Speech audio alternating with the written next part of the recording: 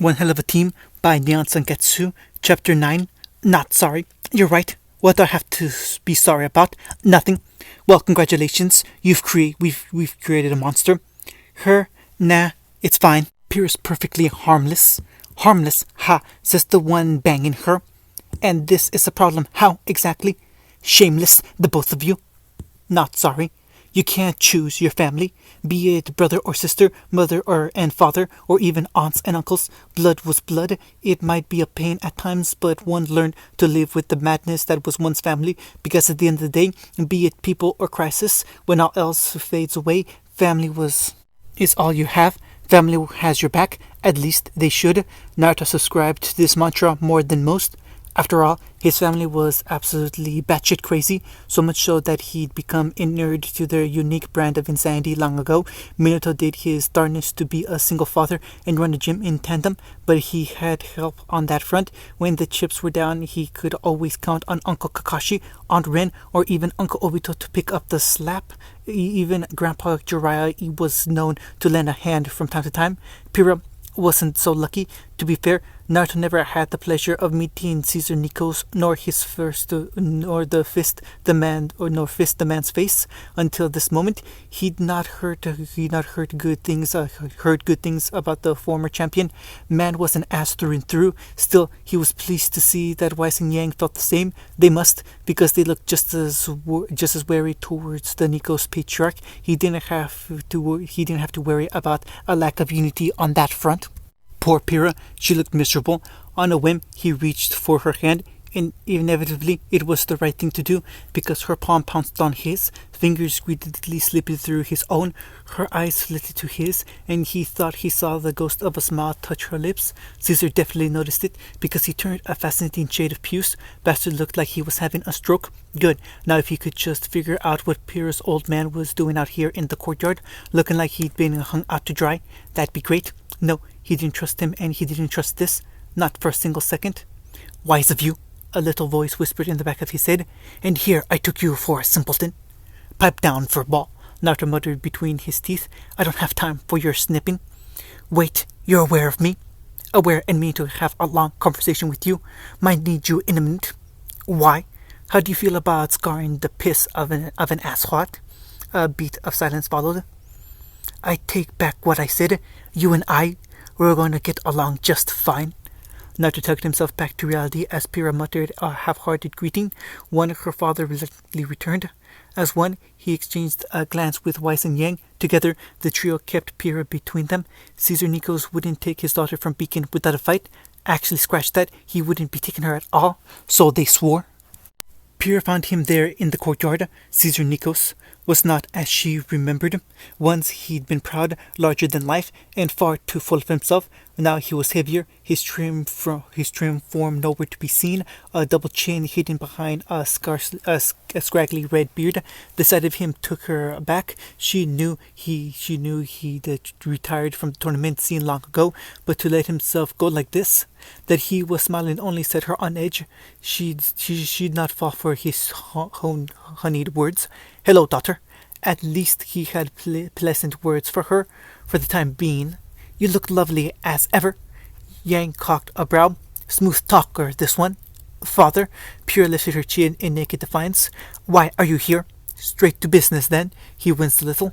You always were like your mother. A seed of anger sprouted in Pyrrha's chest. This was father at his worst, slimiest. That he was patronizing her at all promised nothing good. Still, she refused to be baited by his juvenile attempts to rile her. She would not show fear. She was the bigger person here. He seemed to struggle with words. I have come to beg your forgiveness. She didn't believe him, not for a moment. Caesar Nikos did not apologize. To apologize was to admit defeat. He never did. She'd known this day would come. Even after she'd cut all ties with him, he wanted something for her. He always did. Whether it was for her to come home, to be her competitor in the tournaments, or to have her compete in the tournaments again, or simply to have her under his thumb, she knew not. Whatever it was, she wasn't having it. And then he said the words, Pyrrha, your mother, she isn't well. She doesn't have much time left. Her world rocketed. That's a lie. She was perfectly healthy the last time we spoke. And when was that? Father's face closed down. Pyrrha's mouth clicked shut. She knew the answers. Years. She'd all but cut her family out of her life, with good reason. She turned away mail, blocked their calls, refused to interact with them in any shade or form. She'd done so if only because she feared exactly this, some insidious attempt to pull her back into the fold. We tried calling you, but you kept ignoring us. He straightened a little when Yang made an offended noise. Thus, I had no choice but to confront you directly. You know how she gets when she's upset. Naruto stepped up on her right side, gripping her hand in his own. And I wonder how much of this has to do with you. You must be Minato's boy. You resemble him well. Thanks ever so much. Dad told me to punch you if I ever saw you. I'm game. Yang all but materialized on her left, seizing her free arm. What do you say? Pyrrha felt her self-control begin to waver. Were they really standing up for her, even knowing her father's reputation, his power, his prestige? Minato wasn't here to intervene this time. If father tried to force the issue, a pang of dread hit her, stealing her joy. No, she didn't want to go back. She didn't want to leave Beacon. She didn't want to be the invincible girl again. Yes, she was worried about mother, but this reeked of a setup. Do you have any proof? A new voice chimed. Pyrrha snapped back to reality. Wise surprised her, and a lot of them, by taking point, Appa thrusting herself between her and a startled Caesar. How dare you? Now there was the outrage she was so accustomed to. I did not come all this way to be questioned by children. Children, you say? Wise's smile was pure jackets at his worst. Do you have any idea who we are? A pause stretched between them. Who I am? Caesar blinked, then the color drained out of his face like a broken sieve. You, Naruto sniggered. Wise ate it up. Me. As Pyrrha looked on, their resident Shinee cocked her slim form to one side and planted a fist upon a slender hip, a move so utter reminiscent of Yang that Pyrrha couldn't help but smile. Naruto hooted, even as the former pumped a fist into the air. Seemed she'd rubbed off on her in more ways than one. Thank the gods for that. Caesar looked like he'd bitten into a lemon. Why are you here? Whatever would I be? I am Wai Shnee, daughter of Jackish Shnee. She lifted her chin just so, adopting a haughty tone so natural that one might think it was natural, were it not for the tightness of her eyes. I can do as I wish and go where I please, and that's my teammate you're slandering. I'll ask you again, what proof do you have of her mother's ill health? Caesar Nikos made no noise of discontent, stepped back, eyes this diminutive slip of a girl as one might greater Ursa. Pyrrha found it an apt comparison. Weiss could glare a grim into submission. Do not impede my honor, Shnee. Somehow the father who was once her father managed to cross both arms over his barrel chest and rally. This is a family matter. I'm so very glad you said that, Naruto set forth, touching a free hand to his chest, because guess what? Pyrrha is family to us. Pyrrha startled a little. And you? Wise flicked a long look up and down the length of Caesar. What do you know of family? I dare say my little brother could best you in a duel, you fat fop of a fool, and he isn't even trained. You dare? Indeed I do, good sir.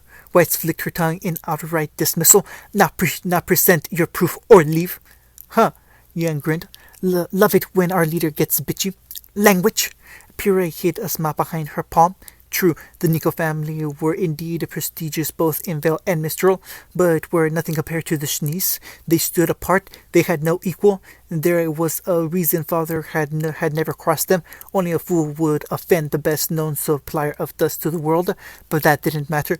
She didn't want to look at father, didn't want to consider his words. She wanted him gone. Why couldn't he just leave him? Still, honor must still, however much she hated him, to hear that mother wasn't doing well. The thought soured her stomach and silenced her smile. What do you expect? A picture or some such? Caesar flung up his arms. She's in a coma. You need only see for yourself. He flung in his wallet for a piece of paper and all but shoved it into her trembling hands. See for yourself. She's been brought back to Mistral for the finest care I can provide. This is the address you need only for her. Pyrrha's fist curled around it. And you want me to, what, visit?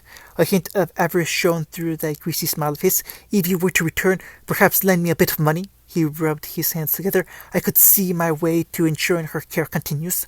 Naruto snarled. Yang startled forward, only for Weiss to heel her back.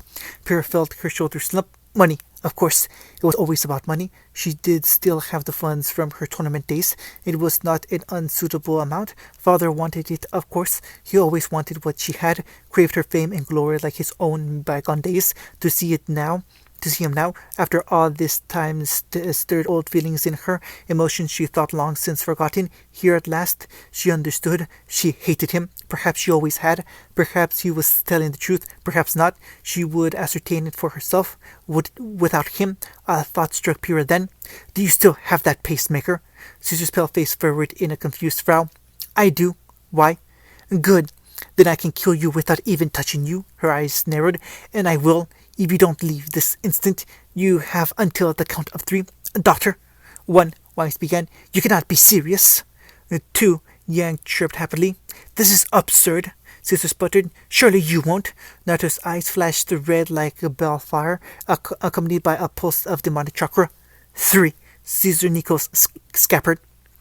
Minato considered the tower in the distance with a keen blue eyes. There was no security to be found in the Grimlands, almost as if Salem were waiting for him. Steeling himself, the blonde walked on. Nothing ventured, nothing gained.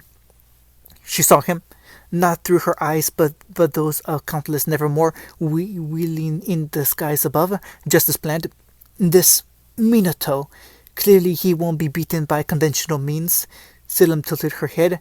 Perhaps a more subtle approach is required. Salem stood from her throne and wrapped her magic about herself. It was a physical strain to cloak herself as such, but she felt herself adequate to the task. Only then did she consider her reflection and her now pale blonde hair. A pale hand, no longer chalk white and rimmed with pulse red veins, reached up and unbound her flaxen tresses, leaving them to cascade down her back. Aqua blue eyes stared back at her, framed by a smug smile. Yes, she turned, considering herself. I believe that will do. She frowned down at her dark robes. When was the last time she'd worn anything else? Perhaps a change of clothes, she remembered.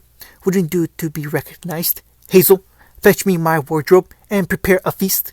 The giant granted her a gravely sigh. As you command.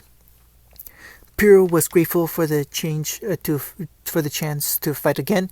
Despite all her team had said and done, stress had lingered over her like a low cloud for the last week, polluting her every thought. Not even her late night sessions with Naruto had been enough to quell her anxiety. It had heard like a physical thing, howling her out from within. So when Neo, a certain midget, volunteered again in Glinda's class, she was all too happy to oblige. Neo was a fighter through and through. Better yet, she was a contender for Naruto's heart, which meant she could fight to her heart's content.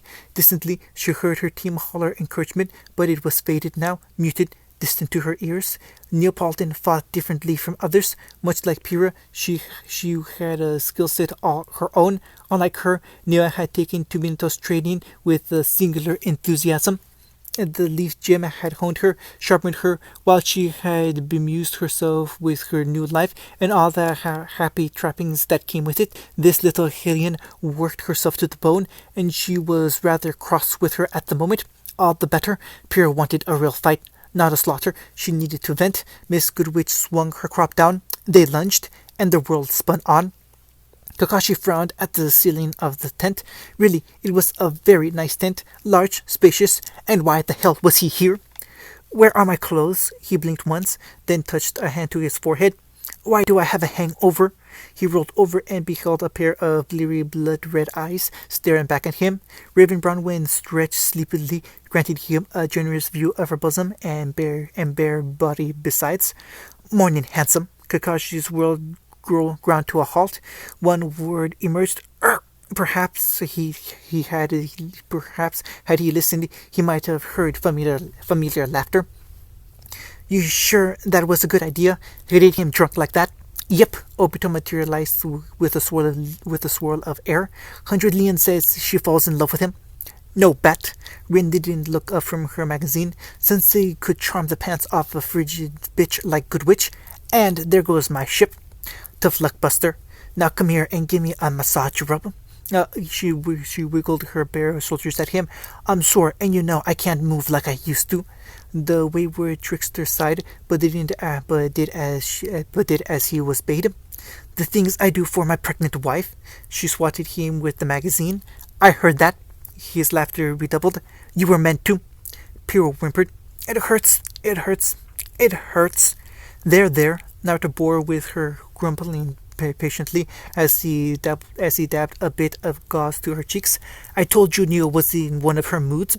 Just what the hell has she been doing? And Pierre wrinkled in his lap, wincing a little as he tended to her wounds. I barely got a hit in. She just wouldn't go down. And ouch! She yelped. Be careful, that stings. Hold still, Naruto sighed, dabbing her cut with a bit of cloth. Really, that was reckless. She glared at him out of the corner of her eye. I'm not sorry. On a whim, he pulled her close. What do you say to a date this weekend? Would that help calm you down? Pyrrha perked up in his lap. And you're forgiven. Someone was knocking at their door.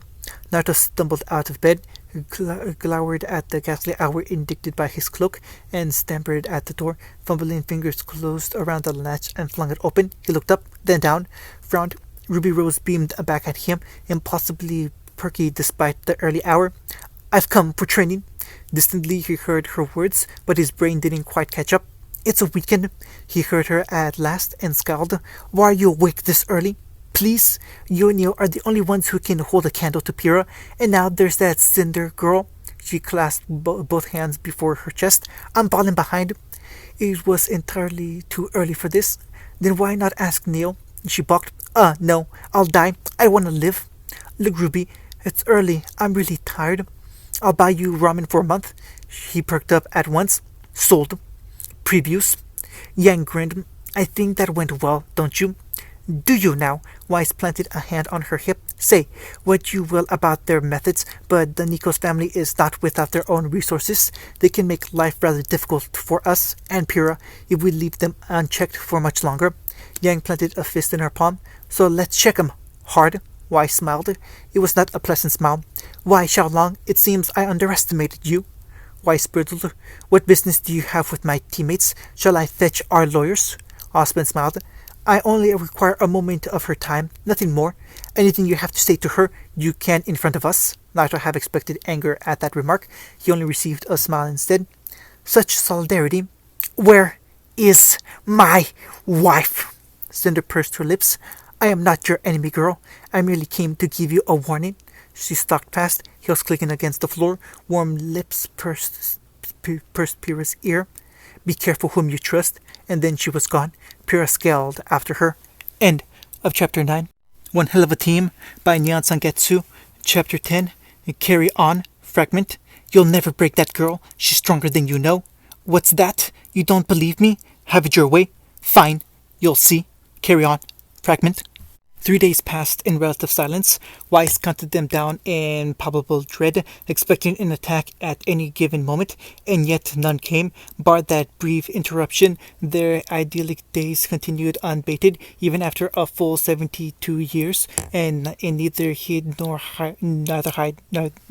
nor hair was seen of Caesar Nikos. Indeed, Team Weapon, the name had started to grow on her somewhat, carried on as they always had. Naruto provided spotty training for Pyrrha. She studied, as for Yang, well, she was Yang. The less said about her puns, the better. No one wanted to address the issue. She couldn't blame them. Families were awful and messy. They had a habit of taking a neat ordinary life and throwing it all into violent disarray. Finally, it reached the head for their team. Well, half. To her credit, she managed to wait until Naruto and Pyrrha went out on the town for a well-earned weekend respite.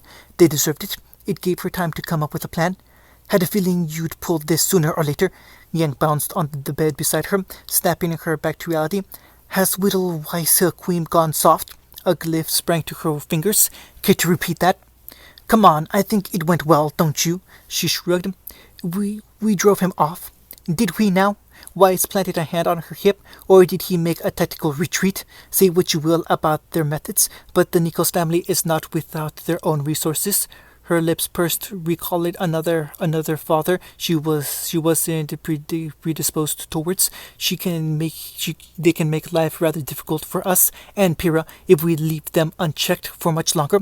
Yang planted a fist in her palm. So let's check him hard. Well. Her partner was taking the initiative. Color her impressed. Why, Xiaolong? Weiss crossed one leg over the other and smiled. It would seem I underestimated you. You know, this is kinda nice, isn't it? Pyrrha's head kissed his shoulder. It is, Naruto agreed heartily as he sprawled out in the grass beside her. It's nice to just relax for once. Without our nosy teammates, she giggled a little into his neck. I suppose. A picnic really wasn't something one considered when relaxing, but this did put a smile on his face. They'd chosen the park at random and gotten more than a few odd looks for lazing about rather than eating, but really, it was the sentiment that mattered. Food could come later, for now, the day was theirs. So, his partner asked apropos of nothing, how badly did you beat Ruby? A bead of sweat ran down Naruto's brow. He looked away. No idea what you're talking about. Naruto, I'm not blind. Green Eyes pined him. She looks up to you, adores you like the brother she never had. A finger poked his cheek, denting it a little. You've been taking her training seriously, haven't you? Maybe. Pyrrha propped herself up on one elbow. How hard did you push her this time? Nothing to be gained by lying.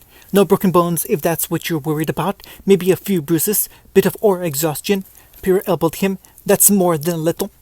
Meh, she'll live. Besides, she asked for it. Really? Ruby kicked the door open, stumbled into her dorm, and pumped a dirty fist into the air. I won! Nora bounced upright in her bunk. Won what? What happened to you? Blake looked up from her book. You look like you got run over by a bus. A sniff. Smell like it too. The little Reaper flopped onto her bunk with a merry smile. I actually managed to hit him this time. Ruby, I wouldn't call that a victory. Ren, let me have this. Anyways, the days is ours. Anything you want to do? Pyrrha pursed her lips. Such an innocent inquiry. Her mind said otherwise. He'd corrupted her. Ideas swelled in her head, none of them tame. Granted, they were in a public place, but when had that stopped them before? She took herself a little closer, fingers hooked in the waistband of his jeans. She touched a finger to the corner of her mouth. I can think of a few things. He flitted to his face in a rare blush. Pyrrha! Kidding? She waved him down. I'm kidding. It's been so long since we've had proper time to ourselves. Maybe I'm just giddy. He grunted, but didn't budge when she tugged herself into his side. Whatever you say. They lay there in incompatible silence for what felt like an eternity. You know, he mused, if we go any further into the city, there's a chance we'll be recognized. Probably. The silence grew awkward. Are you sure you don't want to talk about? No. She winced at the sharpness of her reply and amended it. No. Well, we'll save your mother, Pyrrha. He pulled her closer. I promise. I'm sure Weiss is already cooking up something. And if it fails? A grin. Brute force hasn't let me down yet. If worst comes to worst, we'll get her out of the hard way. Pyrrha made pleased Pyrrha noises. Then, can we stay here a little longer? Sure. He looped an arm around her waist as she cuddled closer. This was fine. He didn't need anything more than this. Fate had other plans. The next day, he saw them dragged before the headmaster. Weiss planted a fist on her hip. What business do you have with my teammates? Shall I fetch our lawyers? Aspen smiled. I only require a moment of Naruto's time. Nothing more. Pyrrha didn't budge. Anything you have to say to him, you can in front of us. She half expected it in anger at that remark. She only received a sigh instead. Such solidarity. Aspen shook his head. I had thought tell you before the news spread, but if you all wish to know. Naruto stilled. Weiss didn't like the look of it. Yang and Pyrrha even less. The former flailed her arms. Well, don't keep us in suspense. Aspen laid a broken kunai on his desk. Weiss didn't recognize it. The others did. Yang gasped. Pyrrha physically recoiled. Naruto just stared. And then came the words. I'm afraid your father has passed away. Pyrrha saw it in that moment, the instant the light died in her partner's eyes. What? Previews. If you take this power, you could better protect him. Do I look like I need your power? Naruto's world had dropped out from under him. I know what it's like to lose a father. If you want to talk, not now, Ren. He's fine. Has to be. What you fail to know, to realize is what you fail to realize is this, boy. You have averted disaster, but not prevented it. You have enemies. Oh, so many enemies. Even now they are seeking you, and you know it not. When they find you, everything will run red like scarlet clouds in the sky. Clouds. I don't understand. Pyrrha plucked up her spear up and stood a stance. Just you watch. Ruby knew better than to question him. He'd been more intense since the news about his dad, and she wouldn't let him down. So, you're Pyrrha's mom. Nice to meet you. Who are you? Naruto watched her with a keen eye, idly observing her movements as she became a streak of petals, so much like her namesake. She'd increased her speed once again. He didn't budge, even when she began to run rings around him. Faster, faster still, even faster now. There, his fist soared up and caught her chin. Ruby went down. Owie! Again. End of Chapter 10. One Hell of a Team by Nyan Sangetsu, Chapter 11. Running Rose preview. Dad's not dead. I refuse to believe it. He can't be. Running Rose preview. Again. Ruby scrambled upright. I'll get you this time. Just watch. Naruto didn't say anything beyond that. He merely quirked a brow, took a stance, and waved her on. Ruby knew better than to look a gift horse in the mouth. Or was it a fox? Didn't matter. He'd been more intense since the news about his dad, almost worryingly so. If he wanted to train with everyone, she'd not let him down. Anything to keep her from seeing his tears again. Anything to distract him. Anything. She owed his dad that much. Minato had been a good guy, like the second parent she'd never had, almost always there like a smile and a kind word, a bit of advice when she was stuck, a stern hand when she needed someone to push her past her limits. Sure, he was a bit strict in the gym, but that was because he had to be. If he hadn't been, she and Yang never would have improved. Now that he was gone, and Naruto was flailing, looking for a way out, for an outlet, for something, anything to take the pain away. Just thinking of it made her heart hurt. Ruby wouldn't let him lose anyone else, not like they'd lost Mom. She swore it. Silver eyes flashed as she flared semblance and vanished in a curtain of crimson petals. Naruto watched her with keen eyes, idly observing her movements as she became a streak of petals, so much like her namesake. She'd increased her speed once again. He didn't budge, even when she began to run rings around him. Faster. Dirt kicked up, forming faster still. Her eyes stung with tears from the wind alone, even faster now. But she dared not act yet, not with his eyes on her. He just counter her again. Where the heck was? Yeah! Pyrrha burst through the cloud of dust with a walkery. Slamming with a war cry, slamming her shield into the back of his head. Naruto casually tanked it on his aura, whirled and slammed a Rasengan into her stomach. Pyrrha crashed back with the whirl, aura sparkling. The clash lasted all of an instant. His eyes didn't leave hers, not once. Darn. His fist slammed into the ground, ready to destroy her footing and make her easy prey, just as he had before. Double darn. A dark ribbon wrapped around his wrist and yanked him back, upsetting his balance. Rain swept in from the side, raking his back with gunfire to distract him. In the same instinct, a streak of white raced past. Merchanaster flicked out, striking his shoulder. A gravity cliff bloomed there, slowing him just a little, just a hair. Ruby nearly lost her footing at the sight. Apparently Wise had finally learned how to tag people with her glyphs now. Had her semblance finally evolved over the last week. Scary. Also unfair. Naruto swore and hacked it away with a knife, but in that instant, Pyrrha was on him with a mad grin, forcing him to fend off a storm of blows. Yang waded in, swinging with her, and together the duo forced him back Back again, raging across the yard in a storm of burning gold and scarlet, he kicked the letter away and folded the other over his knee, headbutting her away. Neil and John swept in while he was distracted, one raking her blade across his back, the other bashing him in the face with his shield. Aura cracked and he buckled. Better! A laugh tore out of him. Don't stop now! He was still struggling upright when one of Nora's grenades whistled in, blinding him.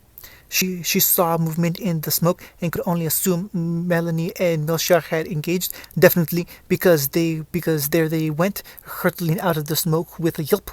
There, an opening. Ruby dove forward, lunging under his fist to reappear beneath him. Swung silver eyes blazed up into startled blue, then launched her entire body upward, ramming a heel into his chin.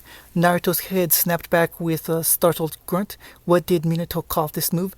Primary something or other. In the heat of battle, she couldn't remember the name. She had the bandages hidden in her sleeves ready for this. She trained, prepared for this movement. Now too, an arm caught her ankle, and then quite suddenly, the world upended. She squeaked and fell, pushing down her skirt. Naruto grinned down at her, a thin line of blood running down his nose. Thank you, Ruby. I needed that. Well, here came the knockout blow. Ah, crap baskets! Aura crackled. Star burst before her vision. End of chapter 11.